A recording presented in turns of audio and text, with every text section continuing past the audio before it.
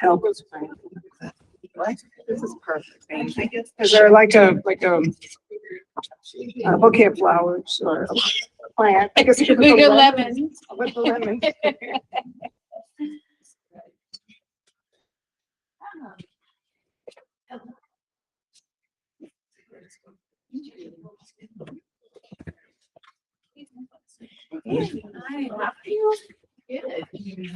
Well, Terry Martin didn't show up with financials. Laura's.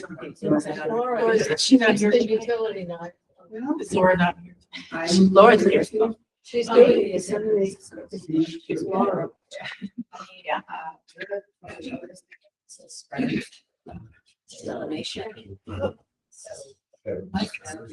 Mike, I haven't heard from Mike.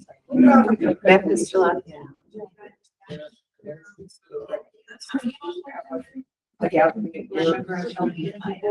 Nice to meet you.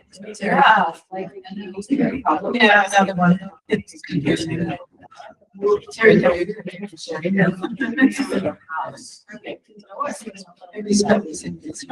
yeah, right. Yeah. Yeah, this is the time we're supposed to talk to you.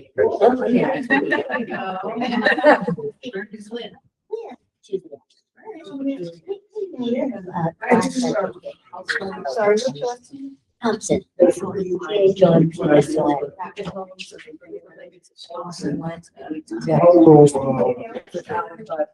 I can announce those, or do you want to announce the application for? You take any classes? Not making an announcement.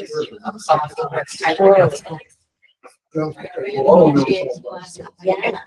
I'm gonna also mention, I think it's really significant. So she stopped.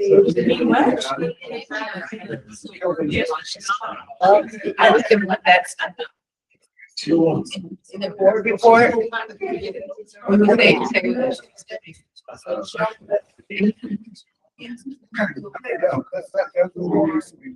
That's just such a cool. Yeah. oh, Okay, the rest of our board has arrived, so we can get started. Please have a seat, Terry and Mike. So we'll probably have people trickle in too. I'm excited about tonight's stuff because it's my friends who are presenting. We've got Michelle Holman, who lives all the way in Deadwood and has to drive home tonight. And we've got Michelle Ellens, who lives in Oak Ridge and has to drive home tonight. So we decided to meet halfway. And the theme is our water, our watershed, our river. And let's take a minute to just go around quickly and say our names to get ourselves here. Okay, arriving. Claire Strawn from Horn Lake, or Chair. Juliet Thompson from LK Drive. Terry Morgan from Hudson. Terry, Laura. Oh, Laura Shue from Sunny Drive. I'm on the board. Kylie Kepler from Hopland. Mike Meyer, Howard Avenue, board member. Lockhart, LK Drive. Anymore? Yes. Pat Riley, Marion Lane. Julie Houston, Hawthorne Avenue. Yeah. Terry Wilder and Rosewood Avenue, board members. That's like Kevin Studer, Hampton, Ashland. Patricia Donahue, LK Drive. Mary Bruce Sterler, also Harry Alley. Lynn Lane. Lane. Julie Hugh, River Road. Jan Spencer, Nick Ashman, Evan on the board. I'm Michelle Holman, Deadwood. Michelle Emmons, currently Oak Ridge, but for 23 years, I was on Hatton Avenue next to Park. So There you go. She knows the hood. Great. Great. So a couple of announcements. Yes. I have one. Well, you can make it. Okay. So, I just wanted to say, that the parent group from River Road Elementary School led a very successful food drive in the month of November and December. We got tons and tons of food for families in need. So thank everybody very much. And what they would like to do is continue this effort in a more, in a different sort of way with Friday backpacks that are filled with foods to go home over the weekend. And they are hoping to start this on a monthly basis and see how it goes, basically. So it's not as There's big some a, chairs up here, Sonia. not as big a list as the huge food drives that we did for December and December, but it will be very helpful in supporting families to feed children through the weekend essentially, and maybe even beyond. So, there was a notice that, are you sending an addendum to the? No, and you're going over your 2-minute Oh, allotment. I am? Okay, so, you can let me know, there is contact information, so let me know. And also, I noted in the newsletter that Kelly Middle School is looking for donations for their food pantry. Yes. So I'm hoping maybe many can, or other people would help lead that effort. I would like to just hand that leadership off to some other excited people. Thank you. Agreement. Julie? I just wanted to see if you haven't had an opportunity. We had a wonderful data hearing on MLPD. We had 80 to 100 people out along Willamette planting trees. In what is ostensibly the Panhandle of Glacier Park, and it looked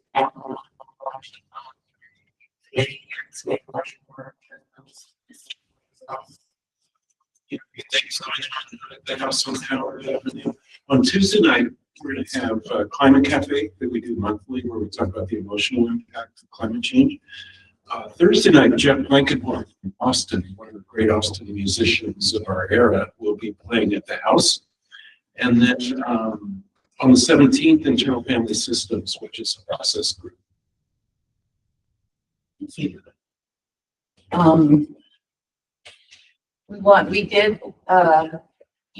should know by now that next month we're having a election for new board members. This is a time to jump up and down and get excited about how to serve the community. And you get in that position by raising your hand and self-nominating, or have somebody else nominate you at the meeting. The requirement is that you have attended a meeting in the previous year. So I would encourage you all think about that and ask us any questions. Next Monday at Iris Place by Dairy Mart, we have our board meeting, and you can sit in on the meeting, see what it's really like. And then one of the things we did this past week is Jan and I were invited to go talk to the civics teacher at Kelly Middle School because she wants to get her class involved in community events and volunteering, learn about volunteering. So we're in the process of making that relationship fly. If you have thoughts about that, please let us know.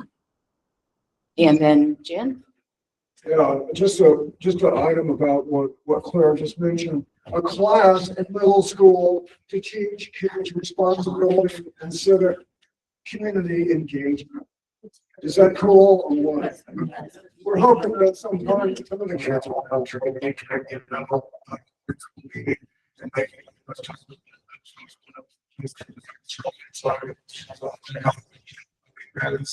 this week. On Wednesday, we're having a planning meeting. We have spring into garden activation. The name is sort of a fusion at what has been our Redeemer Lutheran Church. That's 255 Maxwell, and that meeting will be at 5:30. So this is gonna be a really, we want to get more people growing food and other things here in River Road. So you're welcome to come to the meeting and add your thoughts. We're in the early going with the planning, so there's plenty of opportunity for input. And then on Saturday, I will be hosting a site tour at my property just a few blocks away. I've done 25 years worth of permaculture on my property. If you want to see what a suburban property can look like with a little bit of effort, rainwater catchment, edible landscaping, ADU, passive solar, lots of interesting projects and features on my property. So we're going to be at Rosetta Park at 11 o'clock on Saturday. And my house is just a few blocks or just a few houses away from Rosetta Park. So you're welcome to attend that as well. And then we have picked less than an hour ago,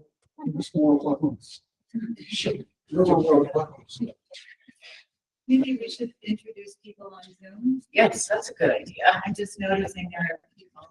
Kylie, can they talk? Can we hear them talk? Yes.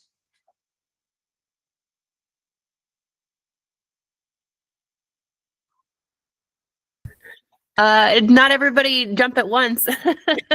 I'm Jana Weaver with River Road Park and Recreation District. Jana, thanks for coming. Elizabeth? John Q with KEPW 97.3 Whole Community News. Hey, John. I heard my name, so I'm Elizabeth. A lot of you know me as Betty. My heart is still in River Road, but I live in the Whitaker. But since tonight was about the river, I came. Yeah. I'm Thomas Hura. I grew up in River Road. I live in Santa Clara. I also serve on the Lane ESD board, and I'm just visiting. We're Connie and Nadine. We live right off of River Road. We were at the last meeting.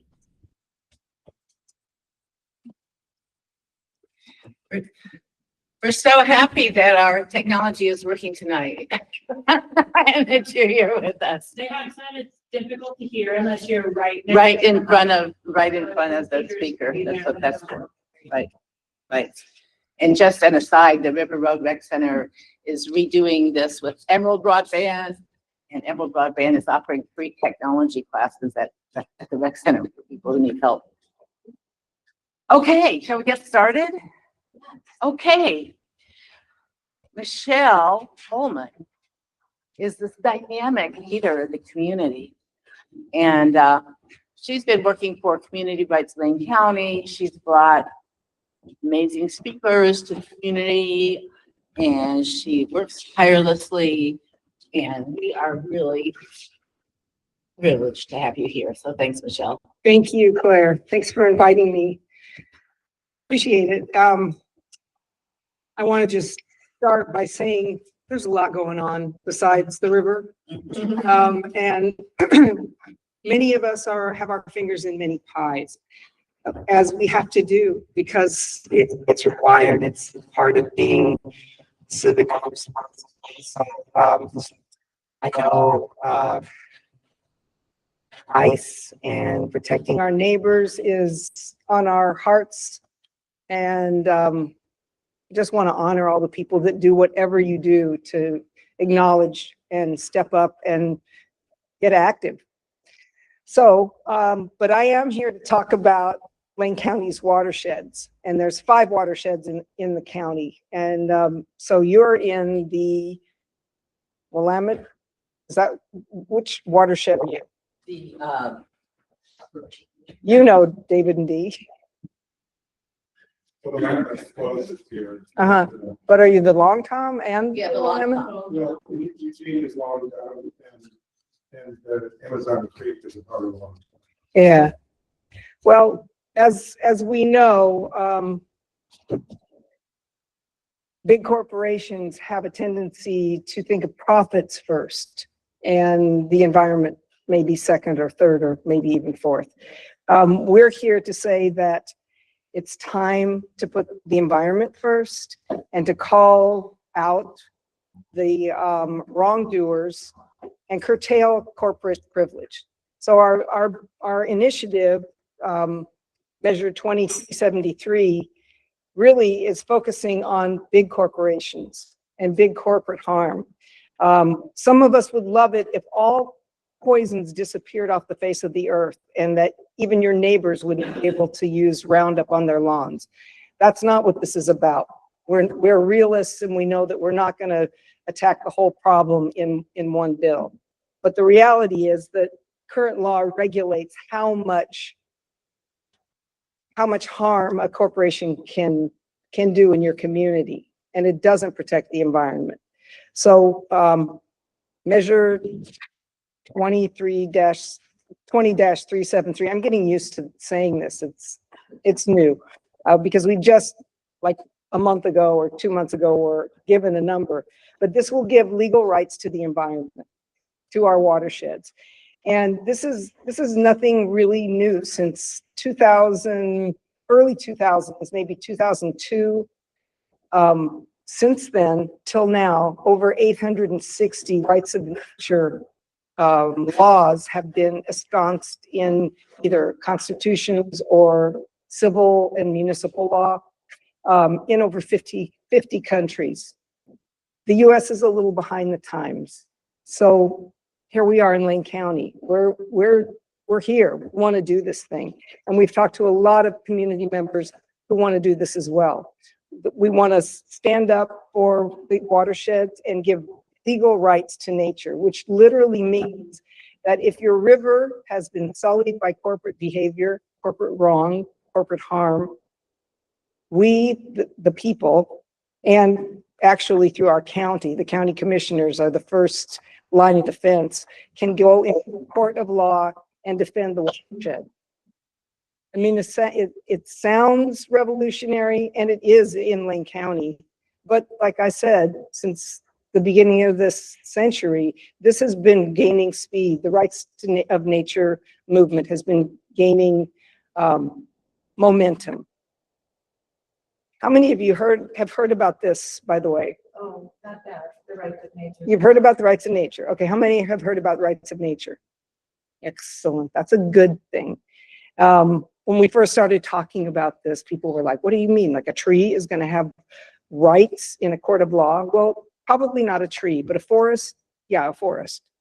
And so how many of you have heard about Measure 2373? Few of you. Okay, cool. Well, now you all have, and you can tell your neighbors because we need to get the word out. We are an all-volunteer organization, very underfunded. So I know you all brought big fat wallets and you want to just lay it on us and we will take it. But our opposition has a whole lot more money and they're going to spend it. So we're not the darling industry that don't love what we're talking about, because in our area that is really that's the industry that is doing harm. Clear cut logging, after they clear cut, which some of us won't do, comes aerates, pesticides. How many of you know about that? Oh, I'm so glad to see that.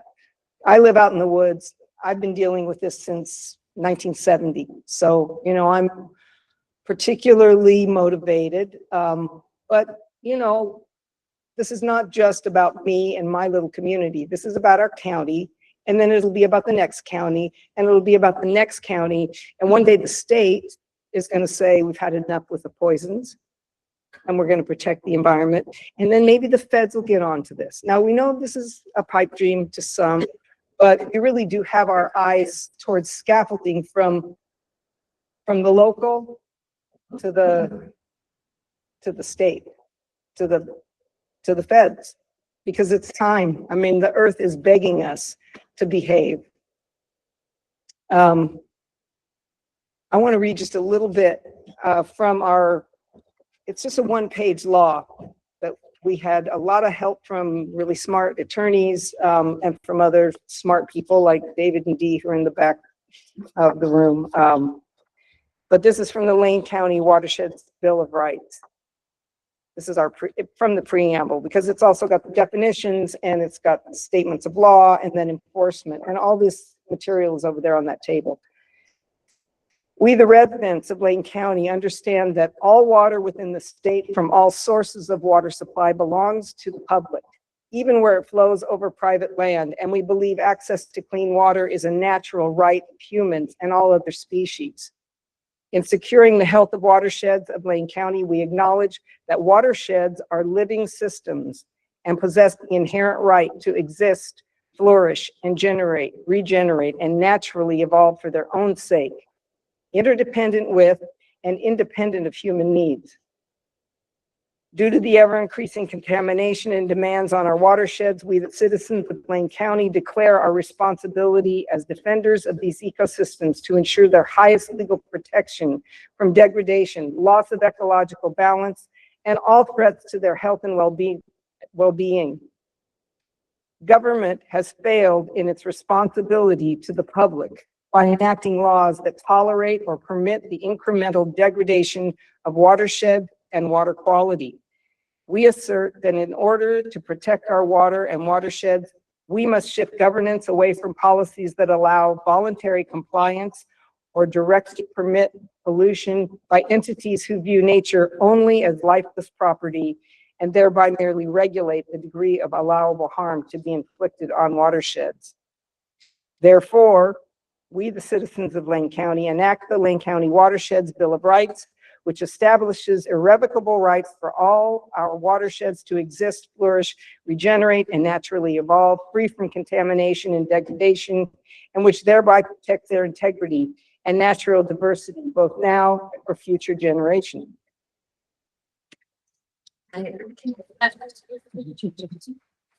Yeah, so, yeah, we believe that government is remiss, and all of us who do this work came from traditional environmental organizations where we would lobby our legislators. We would talk to regulatory agency folk. We would write letters to corporate heads. We would have corporate heads come to our community centers and engage folks. And they always said to us, it's legal. It's legal to do what we do. We understand that. We know it's legal. And just because it's legal doesn't mean it's right. So there have been laws in the past that have been overturned. You might remember that slavery was a thing. Women didn't have the right to vote. There are ways that the people rose and said, we've had enough. So this is the way we're doing it here and now.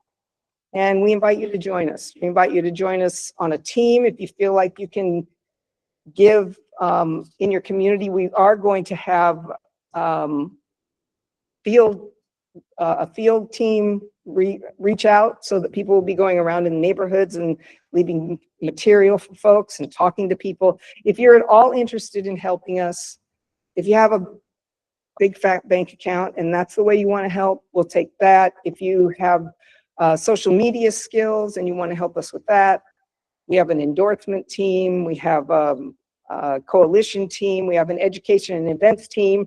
And speaking of that, this coming February 18th, Max Wilbert, who is a stellar activist, a real principled guy, he's going to be at the First United Methodist Church, February 18th, 6 p.m. I hope you'll come to that. Don't want to miss him because he's really a dynamic speaker. Last month we had Ernie Nemi. How many of you know Ernie Nemi? Yeah, Ernie is an amazing economist and mind and heart. He was giving us some very amazing information about what's happening to the waters and the loss of water in Lee County. It's a real thing. That will be on our YouTube channel momentarily, so you'll be able to see that. We have, I don't know how many of you have heard of Julian Brave Noise Cat. You know who he is? not a soul.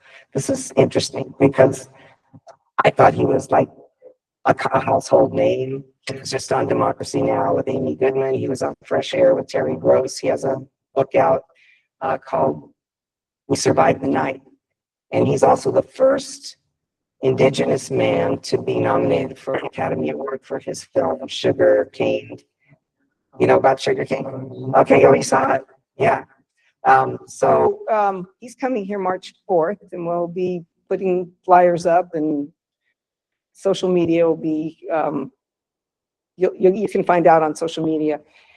And then we also have one of our chief petitioners.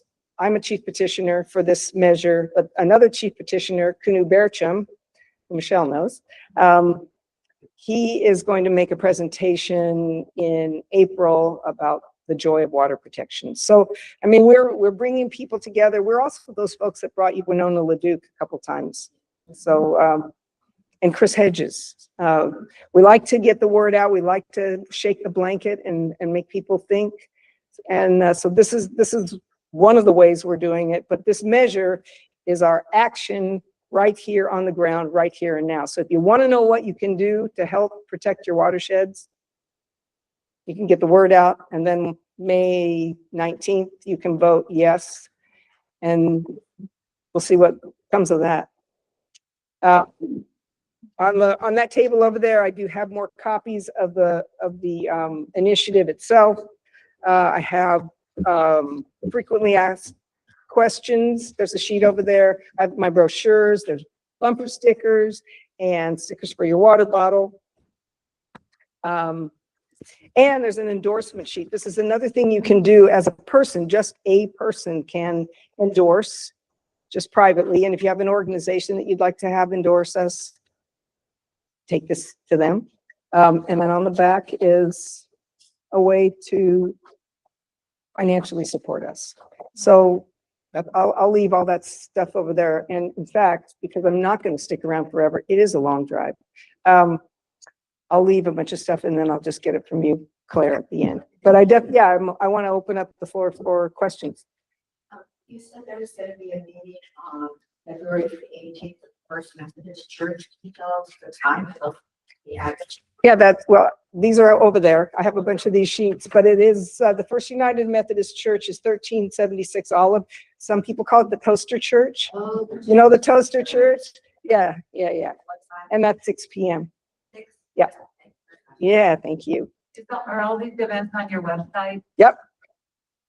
Great. And if I don't know how many of you spend way too much time on your phones and social media. I hope that you have a healthy relationship with your phone. But it's really an important part of doing a campaign in 2026 is using social media. So if you can get on to our, we've got the QR codes. If you get it onto our Instagram and our Facebook and like, follow, and share, that will help. Yeah. So I just finished a book by Robert McFarland. Oh, yeah. Called Is a River Yep. Alive? Yep. And he writes a lot about 3 different places and the concept of rights of nature. And he's coming here. I know. In June. Oh, do you have a date? Well, I don't, but it's through Mackenzie River. I know. I just talked to Joe Mole. Yeah. Yeah. It's their upstream program. So it'll be after the vote. Yeah, unfortunately. Anyone's interested in a great book, Is the River Alive? Terrific. I learned a lot. I tried to get him here, and but MRT was successful, and I would like to have had him here before. It just didn't work out, but yeah, definitely you don't want to miss him. He's a compelling speaker, and that book is amazing. Yeah, thanks for bringing that up. Yeah. So this isn't a question, and it's a statement. And so I encourage people with the upcoming elections.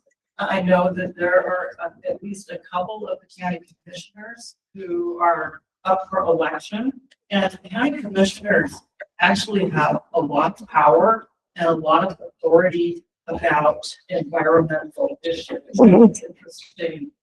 This is somehow going to give the county commissioners the opportunity to decide if they want to act.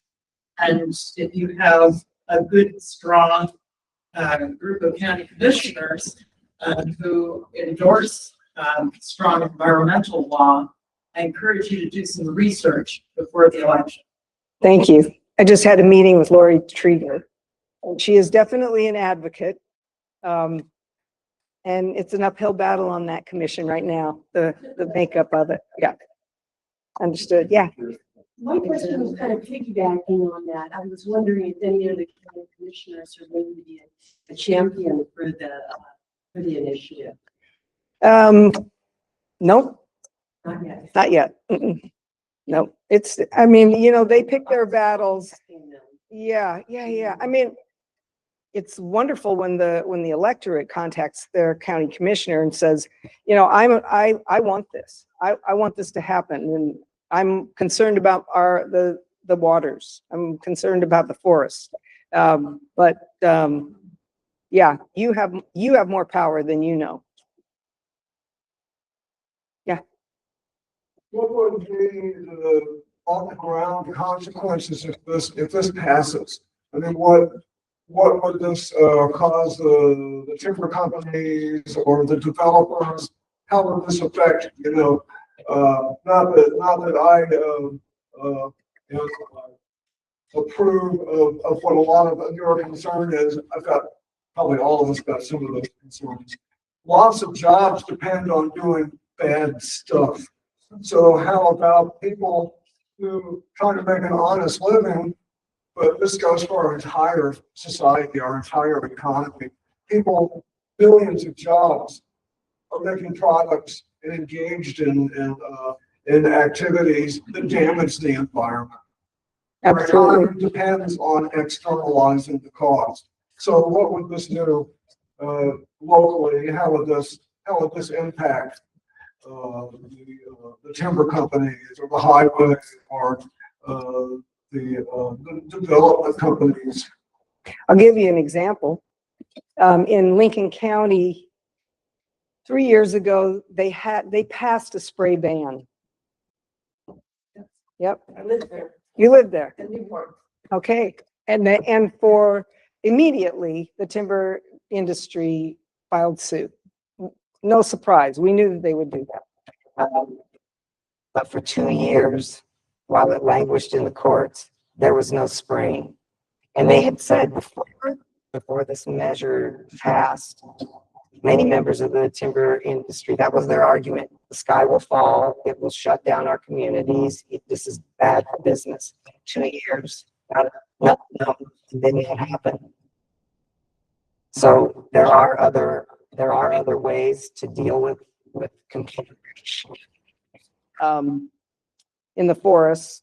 And, you know, before the pesticides, they brush by hand, and that's jobs. That's people on the ground. So you get one guy in a helicopter or a cadre of humans on the ground who need work. You know, I'd say that we got to get creative. That's what we hear. This is bad for business. But really, protecting the environment is really good for business. When you listen to Ernie Nemi talk about how the loss of habitat is affecting the quality of life and people who come here, and the recreation, which is a massive industry in Lane County. We have to transition. We've been on this course for how long, and how's it going for us? Cancer rates are up. We know that there's a problem here. And so we're defending, we're saying, number one, it'll be messy. But what we're doing right now is messy, and it's damaging. So we gotta come together and say we're gonna give up something to get something. And the thing we're gonna get is far more valuable than what we're gonna leave behind. We could possibly leave the planet in better shape for our kids and our grandkids. Does this measure provide any kind of explanation on what's going to be expected, or is this is something it's nice, the rights of nature? Of course, I agree with that. But is this saying what you're working on have any kind of capacity to take these, businesses and the loan companies and the aerial spraying to court? Is Yeah. that what this is going to Oh, yeah. Absolutely. Okay. Yes, if you harm the watersheds, you will be taken to court and you will have to pay to make them whole again. So, yeah, it definitely would be, grounds for lawsuits. Mhm. And the courts do this all the time. You know, they have to deal with these kinds of issues. And does this address the effects of clear cutting as well? It does not. That's the next initiative. So I was thinking about the landslide on the Silots River, Uh-huh. which you look at the picture and you can see what happened. Yes. And that obviously has an impact on the river and the community and, you know, economics and well-being as well as the environment. So it seems like there's an obvious connection there that. Absolutely. No question. I mean, I have a lot of good friends doing restoration work in the watershed councils, and they talk about, you know, I mean, they do a lot of good work, but they will always have a lot of good work to do because they're not looking at the cause of the problem. They're just trying to rectify the problem.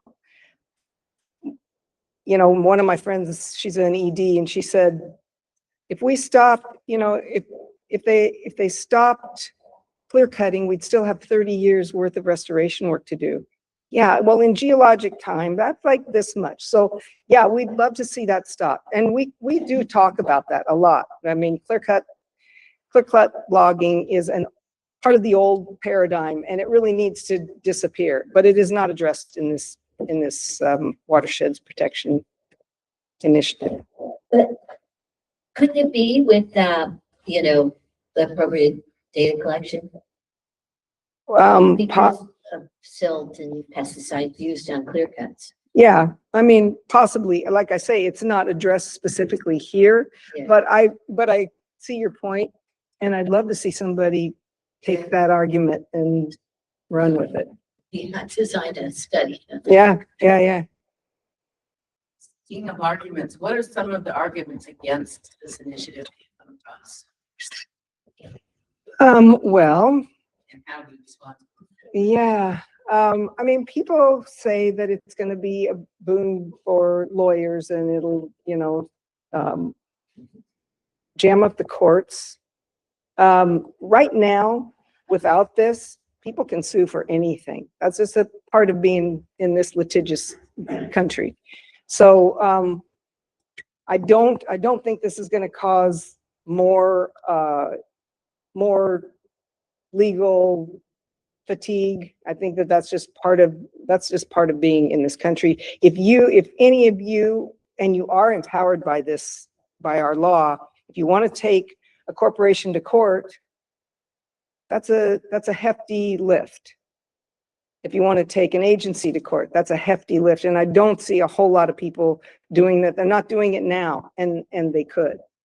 But at this point, what this says is that we are actually trying to create a situation. This law would allow us to challenge the regulatory agencies with their parts per million. It's okay to poison us this much.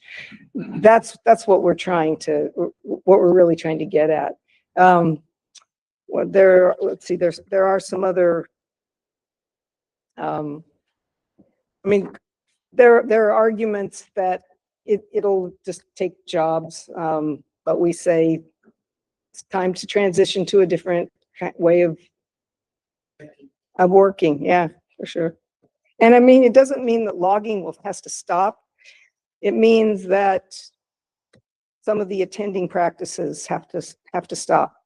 Well, you know about the Juliana versus. Right. Was right here in Lane County, but. Right. The lawyer, there's a couple of, it was right over there, and they lost. Yeah. After many years. Yep. Fighting that. We don't expect that it's all going to go swimmingly for us either. But losing doesn't mean quitting. Losing means that you just have to get back up and, fight another day. We'd love to see this thing pass. We have a lot of support in the community. People, and it doesn't matter if you are a progressive or if you're a right winger, people drink water and they want clean water. And when I'm out in the community, I'm talking to people who don't think like me. We maybe aren't going to agree on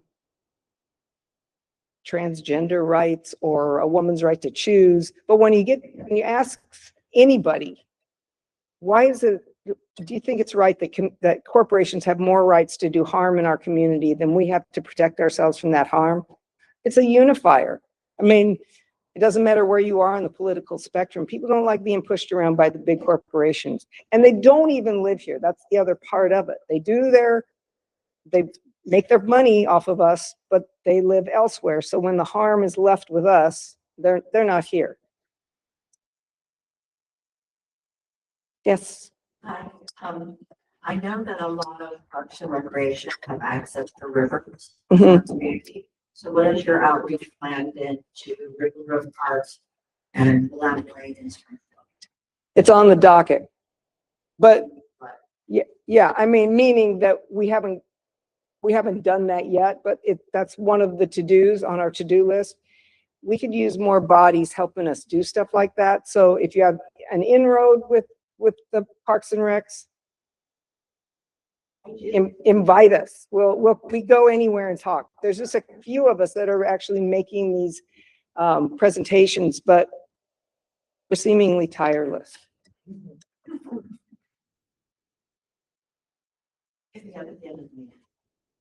So, do you want to talk about tomorrow night? Oh, well, I could talk about tomorrow night. Tomorrow night, we do have, we have an expert in the room. We have an eWeb board member in the room, Sonia Carlson. And eWeb is planning, well, they have a proposal. It's a resolution to oppose this measure for those reasons, that it's going to curtail their ability to do the things they do the way they do them. And so we're going to be at that meeting tomorrow night. We would love to see more people there, but we're hoping that the folks that are responsible for our drinking or your drinking water will either either support us or take a neutral stance and not oppose us. That will not help us. eWeb does good work in the community. And there are members of the board that think that this is going to be bad for some of the ways that, I mean, maybe you want to speak to it. I mean, I can talk about how we got to the place that we're at. I didn't want to take your time going up there. Sonia, if you'd like to get up to the front because the here so people online can hear. Thank you, Ellen, first. I really didn't want to take your time away. I appreciate that. All right. Well, my name's Sonia Carlson. I'm the eWeb commissioner for this region, and we have a resolution tomorrow to oppose it. Now, one of the other commissioners brought it last month at our meeting. We received a kind of internal memo that was just in request to, so we were starting to get lots of questions from the general community about, well, how does this, measure impact you? And we're like, well, we don't know. What does this measure do? And so staff, because of the limitations on public entities being able to, they can't advocate for or against a particular measure. Now, elected officials can, but our staff can't. But I'm elected, but I'm a volunteer. I mean, I've been on the board for I'm going into my 10th year, but I'm not in, a day-to-day expert in it. We have to ask hard questions. We have to rely on our staff because they are the experts that do this work day in and day out. They are the people who live this day in and day out, and they respond to these kind of regulations and rules. So we have to ask questions from them to figure out what impacts we have. So what happened, from my perspective, is that we got an internal memo that said, this would essentially stop a lot of the work that we do on the watershed. And that's not what any of our folks that, I mean, that are on the board would like to do. I mean, I got on there because I'd like to protect the watershed. And for me, it's very challenging because I agree with many of the things that you said and what you're talking about and the rights of the environment and not spraying pesticides. I think those are all wonderful things. And so for me, this is why I just wanted to sit in the audience, but we're here. So it's very tough for me when I hear from the experts on our staff saying that all of the work, I mean, when the Holiday Farm fire went out in 2020, we voted to put $4 million into restoring the work on the watershed because we didn't want all of that contamination and horrible stuff to come into the McKenzie watershed, which is what feeds our water here. We are looking at doing watershed work along the Willamette because we want to have anyway, we do tons and tons of work up there. The work that we did in that project was with many of our upriver partners as well. It was seen as innovative in the state. I mean, where we were able to move forward years and years and years and get the watershed protected and get the community going. There are other areas across the state that have done nothing in those 5 years. And I mean, people look to us as innovators and ones that do care and protect the watershed. And part of that is unique because we have a public utility. You all vote for the people who run it. We live here. We care about the watershed. We got into this because we care about our environment, because we care about the people who are here. So for me, it's just very challenging when I have the experts on one side that are the staff that live this day in and day out, and they're saying many of our projects on the watershed, we don't know, we don't think that we could do them anymore. And that's really scary for me. So I'm trying to balance this against wanting to protect the people and limit pesticide use and not, put cancer out. But also I have to look at, we do tons of testing on our watershed. I just pulled up our water report and, we talked last week and we talked a little bit about no pesticides are tested. Well, I pulled up our 2024 report and looked at all of the pesticides that we test for, and there weren't any in there. And I don't deny that pesticides are not a part of it, but they may not make it down to where our water intake is. So anyway, these are, well, we test year round. It's not like we are constantly having to test, and there's a very wide range of things we have to test for. But anyway, the whole point is that tomorrow there's an EWEB meeting and people will be coming to talk about it. It is part of the open public process. I encourage you to come if this is something you care about and you want to voice your opinion. I'm only one commissioner. There are 4 others. And, we will have our open dialogue and see what happens. Thank you, Samantha. Thank you. Just respond one, I just want to make one response, and that is, if the work you're doing in the watershed doesn't harm the watershed, it's not a problem. It won't be a problem. I mean, the law will say that if you're not harming the watershed, you're all right. So I don't think you have that much to worry about. From my point of view, and we have attorneys and experts.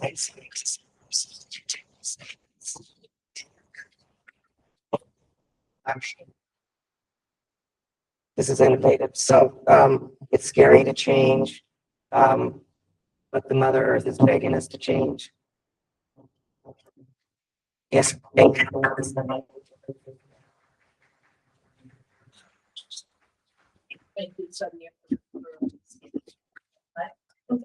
I am going to leave some of the material so that y'all can take it, and whatever's left, I'll hook up with you.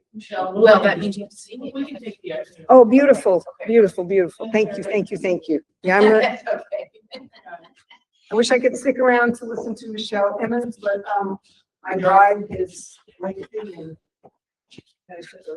thanks. Thank you. Thanks for showing up. Okay. So,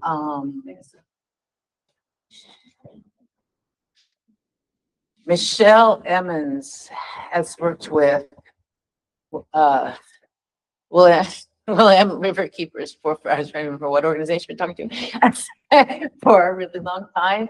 And she's, in my mind, she's the face of it, but I'm sure there's other people there too. She's got lots of pretty pictures. And, you know, we all love the river here. That's why a lot of people, why we live here. So I wanted to have an extra time to appreciate it. And so thank you, Michelle, for coming and sharing with us.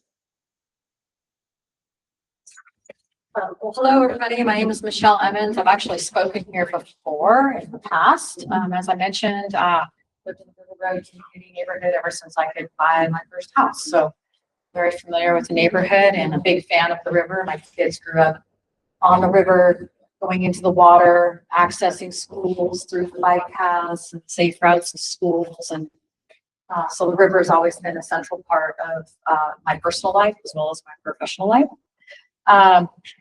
I'm going to share a little bit about the organization, but I've been with it for going on 15 years this month. I am the co-director and the Upper Willamette Riverkeeper. We actually have two co-directors, two executive directors, myself and another woman who focuses. Okay, thank you. Who focuses on the lower Willamette River, which is the Portland area, and my focus is primarily here in the Upper Willamette. I now live in Oak Ridge, so I live at the headwaters. So I get to view the river every day from the very top of the watershed. And then our staff lives in Eugene, in Corvallis, in Albany, Gladstone, all the way up onto the metro Portland area. So all of our staff who live all along the river get to see it and have eyes and ears on the water. I don't think this is going to play, right? Okay. Well, I'm sorry to say that Kunu actually helped do some filming for us this last year. We did a trip down the river called 187 Miles of Wonder. And that trip generally happens in September. We do invite community members to join us along the way. And part of it is to really bring the community together with other organizations and nonprofits and river lovers to really kind of stand up the river and to learn about the issues along the river, to learn about wildlife and other ecosystems along the river that are either recovering or maybe in danger based on some of the issues. And it's a wonderful way to kind of get to know the river. Again, all the way from the headwaters, and we paddled this year all the way on up to the Columbia confluence up to Kelly Point Park. So we got to explore everything from the Save TV Butte issues, where we're looking at the Salt Creek watershed there that unfortunately Lane County commissioners and their in all their knowledge have decided that it's a good place to put a silica gravel line on top of the Salt Creek watershed. So we're still fighting against that, the Oak Ridge community, all the way on up to the north reach of the Willamette in Portland, where we have a CEI hub, which is where 95% of the state's energy is stored there in tanks with like no seismic protections. And so we're also working on policy to figure out what we're going to do about storage and what we're going to do about risk management through bonding, and then other policies as far as where energy then gets stored on more of a dispersed basis and maybe not right on the river. Oh. Maybe it will play this. I don't know if it will or not. It will not. That's okay. Darn it. So a little bit about Willamette Riverkeeper. We've been around since 1996. Eyes and ears of water. Our mission is to protect, restore, celebrate, and really that celebration is part of connecting people to the river. Because we know if we aren't connecting people to the river, then people don't really care about the river. So many of our programs are engaging people. We engage people in 3 different areas.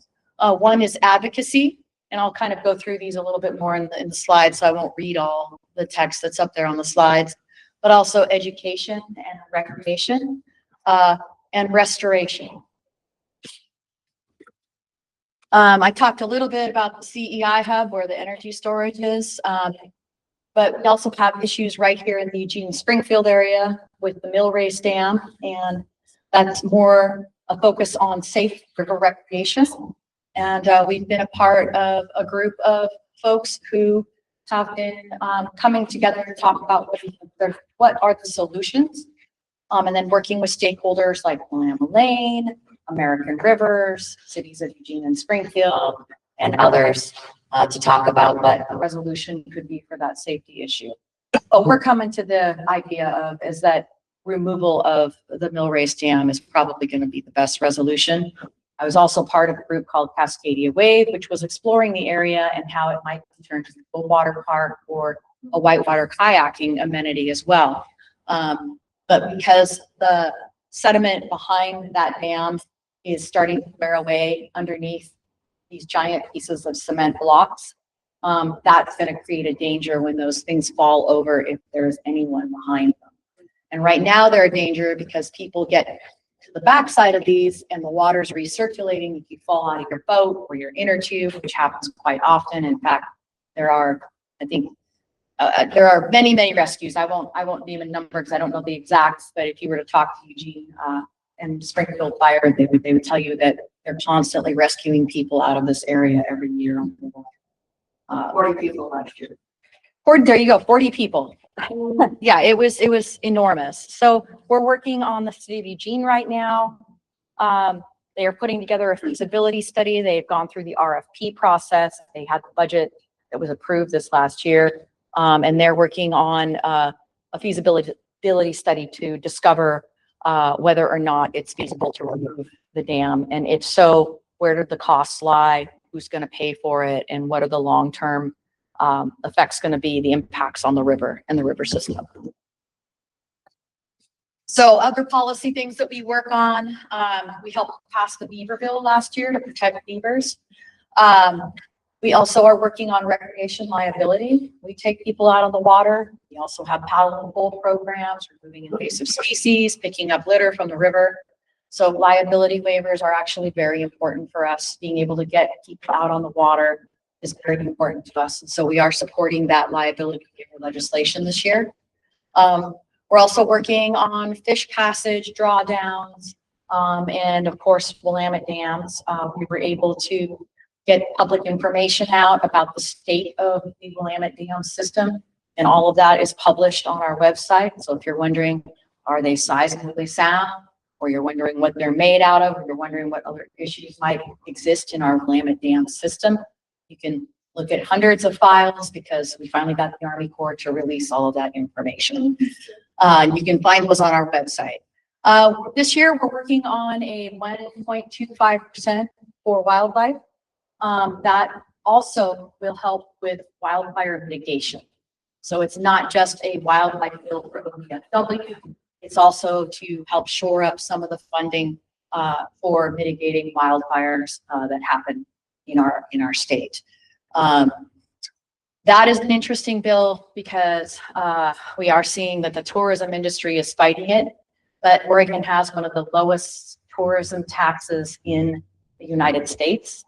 And 1.25% is the equivalent of maybe $2 to $5. It's $1.25 on $100 spent for a hotel room. So it's not like we're asking for the world, but it would be a wonderful way for Travel Oregon and other tourism businesses and agencies who drive tourists to the area, who create impacts on our land and waters. This would be a way to give back toward that impact to help mitigate some of that impact. So we are definitely supporting that this year.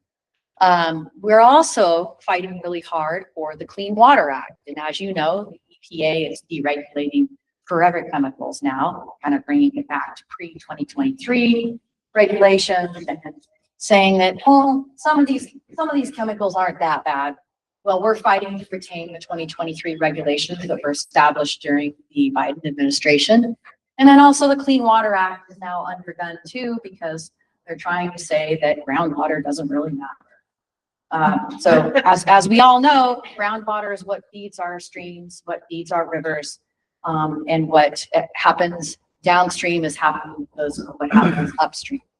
And so we are also and have shown up in public testimony, both in Bismarck and more recently within EPA, public testimony event to fight for our rivers and to fight for our Clean Water Act to ensure that the administration doesn't deregulate it to the point where the Clean Water Act won't matter anymore. Other things, we're looking at data centers. There's a case up in Hillsborough right now where they want to like remove farmland and then make it open for data centers to be placed. Wallaton River right now is having some issues with data centers that were placed because they take so much water to cool. So I know we all use our phones. We all like to get on the internet and get information, but there is a balance here, folks. And the more of these data centers that get built, the more water that's being used for data centers at a time when drought is really a critical part of climate change. We got some issues coming up and we need to be thinking about, you know, how we can balance the need for information with our environmental needs as well. It's a good fish picture from Freshwaters Illustrated. And the next, these pictures here kind of demonstrate some of the wildlife. This kind of goes along with our 1.25% wildlife bill, just demonstrating that it's not just us that depends on our water, but there are like many, many millions of creatures that also depend on clean water as well. And just a wide variety of them. We're gonna move along here past another video, but one program that's near and dear to my heart is the River Guardians program. So this was a program that we like brought back to the Eugene Springfield area right around 2013, 2014. And it was originally funded through EWEB. EWEB gave a $20,000 grant to help get it going. And then the city of Eugene also pitched in another $20,000 or so. We were able to move this program up off the ground, and every year we are doing so much to address getting litter off riverbanks. These are some examples of things that get into the stream, the water stream up here, and you know, things like styrofoam and polyurethane. All these things carry the PFAS or forever chemicals that end up in our drinking water and eventually end up in our bodies. Plastics, microplastics, you can see what that looks like. This is all like right on a riverbank and right here in Eugene, as well as some of these other pictures that kind of demonstrate some of the issues that we have. And we know that that is also, Willamette Riverkeeper is not fighting against like the houseless community, right? We know that there's an issue with housing, and we know that really like the source of the problem has to be addressed before all of the litter is going to disappear off the river. And that means that people can actually afford to have a home or be in a home or have a safe place to have shelter. But every year we engage hundreds of volunteers in river cleanup. Over this last year, we had quite a haul that came out. Let's see. Oh, we'll get that on the next slide. Actually, we'll talk a little bit about you take litter out of the water, but we also monitor for litter. We monitor dump sites where people will like dump construction materials, which are really, really bad. We also have done some monitoring around illegal camping. We were part of the DSL process for rulemaking to change like what illegal camping was. And it's below the 100-foot high water mark on the river. We also take care of wildlife observations. We survey for mussels. It's one thing that we regularly survey for, but we also do bald eagle counts. We do herring counts and other different species counts because species often are an indicator of the health of the river. We do aquatic invasive species surveys, and these help to address some of the aquatic invasive plants that get dumped into our streams through basically aquariums. And then these are typically Eurasian plants or plants from South America that unfortunately they will take root underneath the surface of the water, and they pretty much suck out all of the oxygen in the water. So as you can imagine, areas that are slower moving where it can't wash those plants out, instead of having back channel habitat for salmon and other species that are dependent on slow moving habitat, those habitats go away, the invasives move in, and they bring soil and they create more of a terrestrial environment. So we lose that back channel habitat. And then other water quality issues. We've gone out and measured for like oil, had reports from people about turbidity in the water and what could be causing it. And so we do monitor different water quality calls that we get to come out as well. And these are 2025 stats. Believe it or not, these are low stats. Last year, we only had 3 people that were out in the field. We are back up to 9 people this year, and we're hiring a couple of more this year, thanks to our great leadership. But this last year, despite all of that, we still engaged over 700 volunteers this is Eugene Springfield area. 2,807 volunteer hours.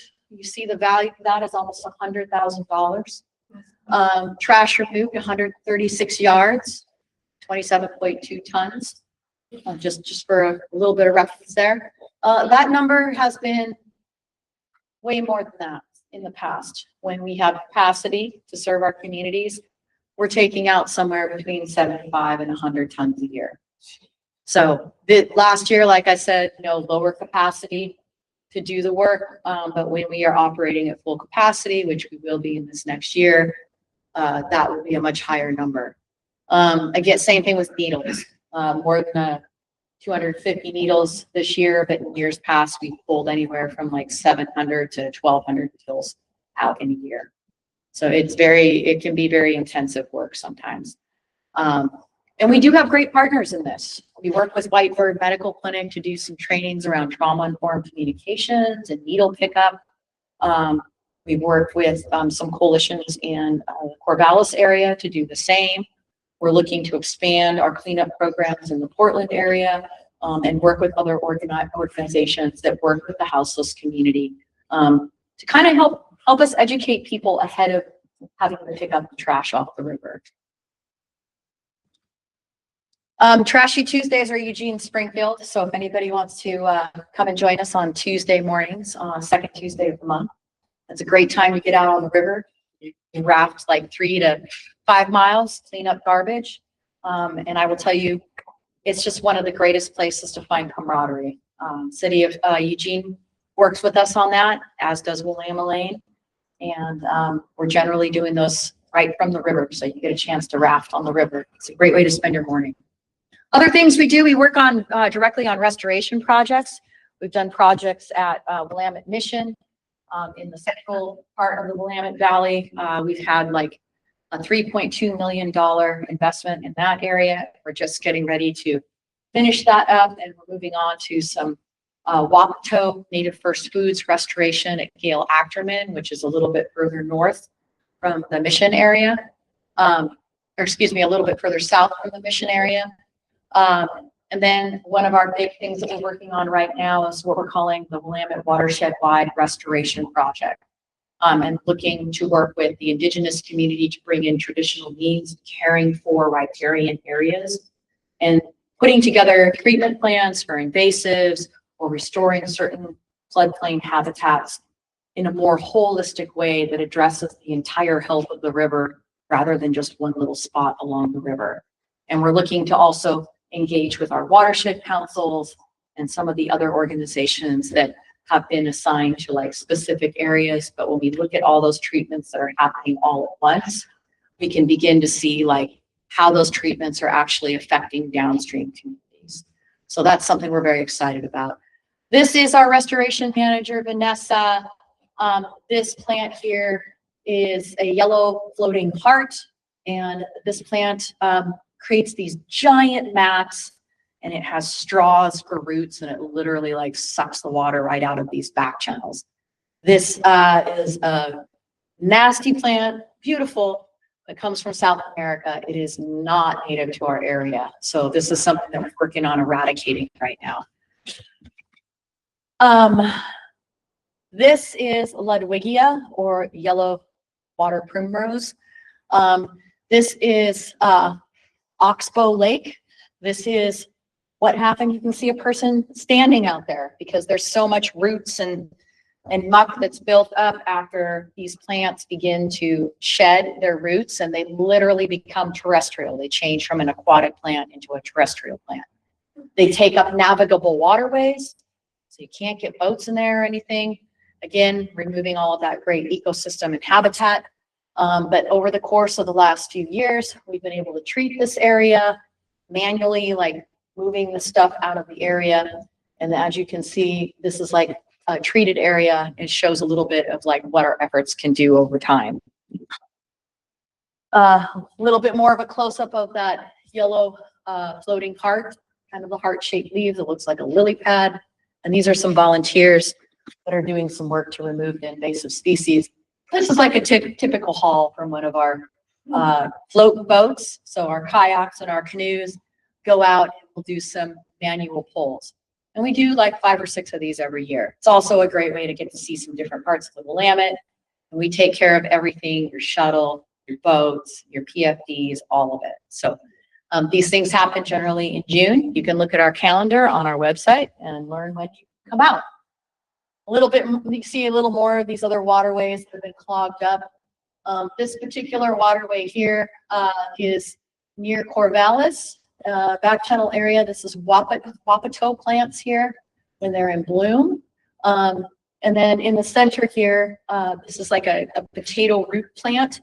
And they are actually planting wapato in an area that was treated for this stuff. And they're putting those roots into the ground and creating more wapato so that it can take up space that other aquatic invasives had been taking up prior.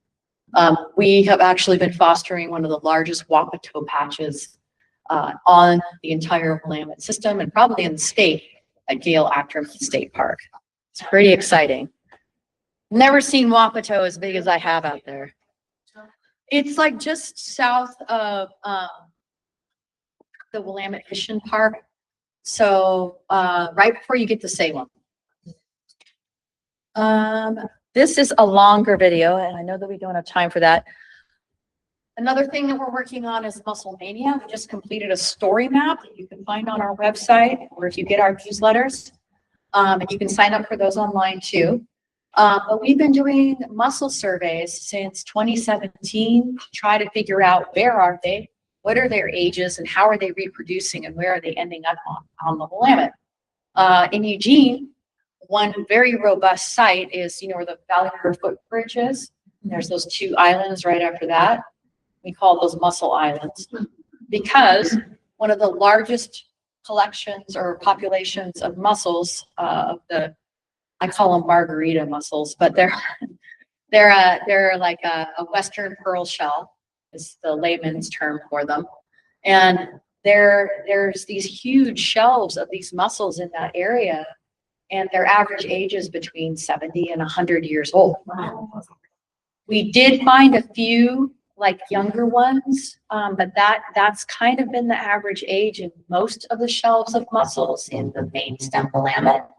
But we are finding like tiny mussels and younger mussels coming from like from the McKenzie and from other places that are further upriver. So the good news is they are reducing. And then when 2019 happened, the big 50-year flood that happened, it washed a lot of these mussels as well as aquatic invasive species up and down the river, kind of moving these animals further downstream. So some of the beds that used to be very robust are more broken up now. They don't have the same kind of mussel populations that they did previously. And we're starting to see like younger age mussels starting to come back downstream. So clarify, I thought the mussels were invasive and we didn't want them. So, there are invertebrates that are. But these mussels are something that we want. The Western pearl shell mussel is a native mussel. Okay. So not all mussels are invasive. And there's like the Chinese clams, those little tiny clams that you see in the river. Those are invasive. But most of the mussels here in the Willamette are native mussels, the larger ones that look like the ones that are out in the ocean. And these are really important because they're filter feeders, and they take the forever chemicals, all that stuff that we don't want in our food or on our crops or in our water quality, and they clean that stuff out of water. So this is a species that we want to grow and be prolific in our Willamette watershed basin. They're a really important part of our ecosystem that helps us to have good, clear rivers, and it helps fish and wildlife also to have healthy water quality for their habitats as well. It's another piece of the ecosystem. And those are these are just some of the shells that we found along the way. Pretty typical size shells here. These are probably around 60 to 70 years old. And this is some of the equipment that we use when we go out and do these surveys, which also, by the way, it's another great volunteer opportunity to come out. We supply, again, all the gear, the wetsuits, the dry suits, all the survey gear and equipment, snorkels. We work together in pairs, and we use these quadrats here. We lay them down, and then we snorkel, and we collect the mussels, and then we measure them, and we write the data down for how large they are, and then we reinstall them back where we found them. It's kind of a cool process. Another thing that we're working on is Willamette Water Trail and creating more opportunities for people to participate in safe and enjoyable river recreation. And we do that by removing barriers to transportation, by removing barriers to equipment, and by ensuring that people have like the know-how to get out and paddle a boat safely. So we have our Learn to Paddle classes, we have events to teach people how to paddle and to be able to paddle with instructors so that you can feel safe while you're out there.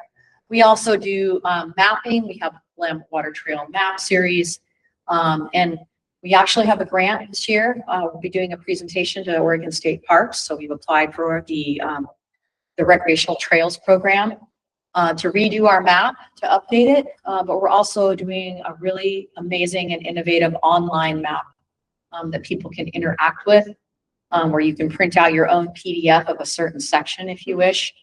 And it'll also contain information about wildlife, where to observe it. But something I'm very excited about is that we're also going to be doing an Indigenous cultural and historical overlay so that people can travel along on the Willamette River as peoples once did in time immemorial. So it's pretty exciting. We're going to be working with the Grand Ronde on that. Just a picture of a great campsite. We do teach Leave No Trace, and we do have a couple of events where we actually teach people how to cook, how to camp, leave no trace, which is particularly important, as you can imagine, on a riverine environment. It's another back channel area with some wapato. And this is the river from, I think from Norwood or Ash Island. Our river discovery courses, you can see here that we've done things like teaching people how to use throw ropes or what happens if you tip over, how do you get back in your boat, basic swiftwater rescue training.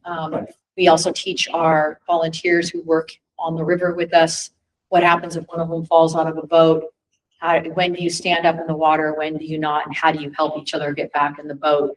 So those are all safety things, and we regularly have classes to help keep people experienced in that knowledge, as well as having the skills in their brains. We do fun paddles. We work with different festivals to bring canoeing out to festivals along the Alton Baker Canoe Canal, and also bringing families out to be able to experience canoeing. We've got our pride paddles, and we've done river festivals. And we also engage with the angling community as well, which are great river guardians, by the way. This year we'll have our Paddle Oregon event. This has been a signature event for decades for us. We've changed it up. We haven't done it for a couple of years. Instead of doing it like in the middle of the week, Monday through Friday, we're doing it on a Thursday through a Sunday. Open it up for more people to participate. We cut the cost in half, so it's 4 days and 3 nights. But it's also going to have fewer people. We've had upwards of 250 people on this event. We don't just go down the river in a giant amoeba. We get into small groups, and then those groups go down the river together. But this year, we're going to be focusing on a more intimate, kind of close experience with the river. We have We're calling it Paddle Oregon Presents Back to Our Roots. We're going to be practicing getting in and out of boats. We're going to be doing some owl prowls and some biodiversity walks on different islands along the way. And we do have several Indigenous speakers that are going to be joining us along the way also. We'll have some art that we're going to conduct while we're out there. We're going to be staying at Luckamute. We're doing like a storytelling night. You're going to be staying at the Independence Riverfront Park. People are going to get to go to a film festival up at Gilgamesh Brewing up there. We got paddle demos coming from a variety of brands there in the Independence area. And then on the next day, we'll be paddling up to Kaiser, and we'll have a really sweet, hopefully, fingers crossed with the caterer. We've got a salmon bake that's going to be happening with Sovereign Foods LLC, and they are with the Yakima Nation, and they will be bringing like an Indigenous bake down to the river for us. So it's going to be an exciting year. Really excited to get people out on the water. It's a great event for beginners as well as experienced people. We might even have Mike coming to do some music for us. We also have our Keno paddle event. This is a little bit more of a swanky event. You'll pay the same for this event that you would have paid for Paddle Oregon, but you only get one overnight and 2 days. But you do get a really beautiful adventure, approximately 25 miles or so. And you get all of your camping gear is like carried along for you. So it's more of a glamping trip. And then wonderful program in the evening with music. We have vintners from around the Willamette Valley area. So it's lots of wine tasting, as you can imagine. And this year we're adding local farmers to the table as well. So it's going to be a farm to table event. It's focused on our ag community in the Willamette Valley, small family farmers. You'll learn a little bit about policies that are happening at a legislative level that are good for small family farmers. And you'll get to taste those wares along the way too. So it's a great way to like kind of learn who our farmers are, and it's a great way to learn who our vintners are in the Willamette Valley. And you get to taste everything. That's the best part. All that to say, we still need your help. We need you to show up. We need you to come and speak for the river when we're sending out our advocacy alerts. We need you to write those letters to your legislators. We need you to go to the planning commission meetings and speak up for your watershed. We need you to vote yes on the watershed initiative. We need you to show up to help us with litter. We need you to show up at city council meetings to make our counselors aware of what the problems are on the river and any ideas that you have and how you can share those. We'll hope that you'll join us for one of our events in this coming year. And just know that like at the end of all the efforts, when we work together as an activated and engaged community, that your voices matter. You have clean drinking water. Who doesn't want that? A wonderful, safe, and a functioning environment that we all can enjoy, whether we're cycling along the river or taking our kids down to the rocks that they can hop across along the river to the islands and kind of explore the creatures along the way. And also getting equitable access to resources around our parks.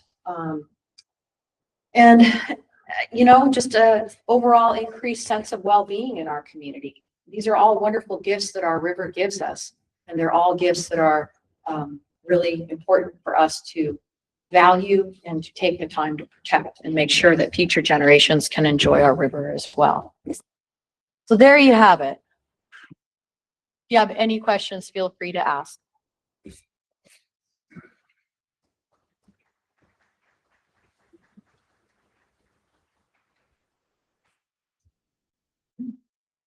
Are there any particular tributaries of the Willamette that are worse for adding pollution to the main Willamette that stand out? I think, you know, there has been some pollution coming from like the paper mill that's up there in Albany.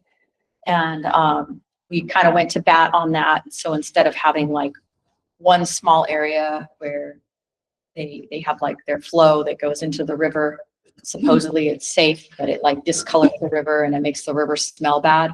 They now have that pipe further downstream where there's more motion in the water to help dissolve the chemicals that they're putting into the water. And so that was a big push for us to get that. There was also a meat factory on Fern Ridge, and it was an organic farm. It was an organic meat company, but they were disposing of the meat parts that they didn't want just straight up into the water, which was causing like all kinds of like bacterial issues. Is that Brazil? I'm not gonna say. But we had to go to bat for that too.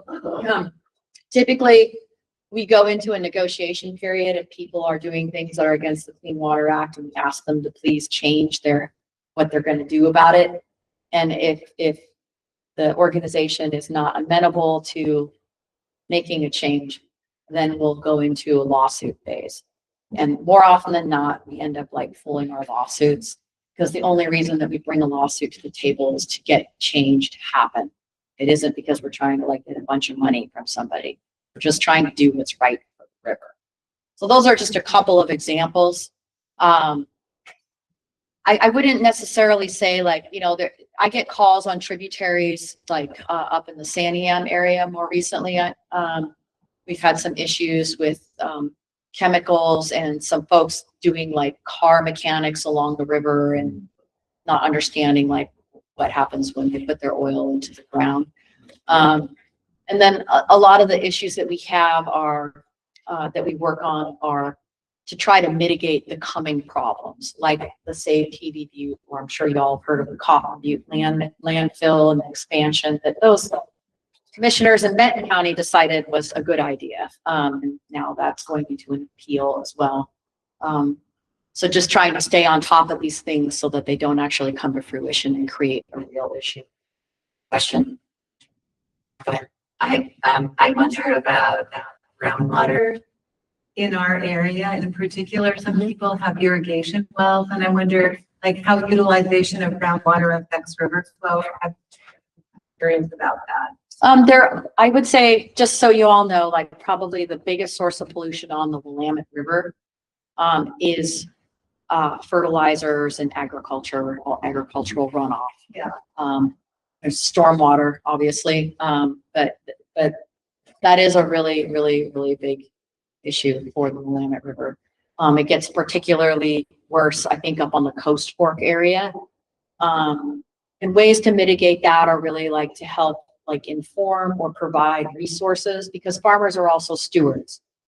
And ultimately, if their land dies, then they can't produce. And so just like a lot of the watershed councils or a lot of other organizations that work with land owners, we do like outreach programming. We try to make landowners along the main stem Willamette aware that, hey, you have this population of mussels right here. Here's how you can help care for that. But to try to take like an educational approach is usually like one way to help mitigate some of those issues. I don't know if I answered your question. Not quite, but that's okay. Yeah. Back there. Yeah, what is your organization's policy regarding real estate development along greenways and river? Yeah. Oh, there's all kinds of, we're not an anti-development organization.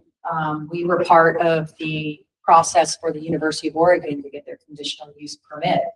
And we supported them based on like the setbacks. They did like 175-foot setback, which is, you know, it was a voluntary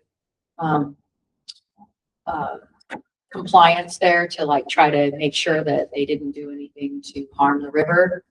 They added in some restoration units. They had an idea about putting more soccer fields. They ended up moving those closer to another part of campus. And so coming to the table to speak with developers, we would prefer to be able to have a conversation and talk about what are the alternatives than to just like, you know, say, you know, no development. Also, we all know there's a housing shortage. So there was the whole middle housing regulation or deregulation that occurred recently. And I don't know how many of you were active in that conversation, but I definitely showed up for that conversation. I showed up for the conversation that was at the Oakley Meadows. And I showed up for the conversations around middle housing when we're deregulating setbacks for stating that certain types of ADUs we shouldn't even have to worry about those. They should just be placed wherever, we want to place them. And so we came in and we, of course, gave our opinions about what we thought was right or wrong, some of those regulations. We need to wrap up. I saw Mike had his hand up. But we won't. Yeah.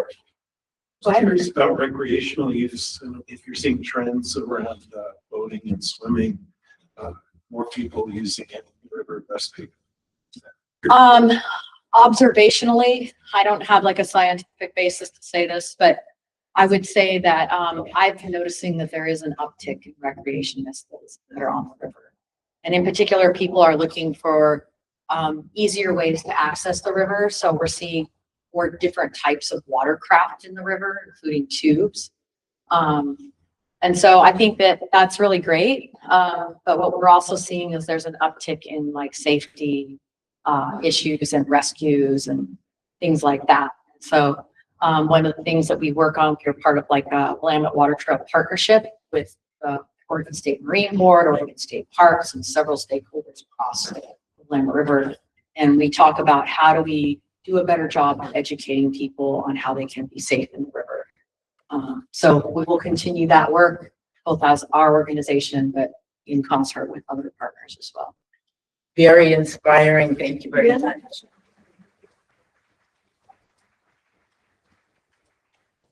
Yeah, I've got some annual reports over here. So please feel free to take one of these. Talks about, highlights our program accomplishments. Our website's on there, so you're welcome to take one of those home with you and learn more about what we do and get involved. Thank you. Fantastic. And they also come to our river celebration.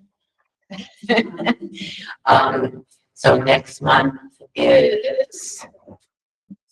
Next month is board elections and then earthquake preparedness.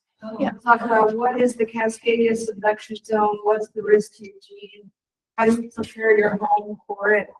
Of course, how do you compare response to being cut out from services for quite a while after. March 2nd. Great, and thank you all for coming out tonight. You can help us by putting away the chairs. I have a sign up for the River Road Elementary, El Camino. Oh. Help with that.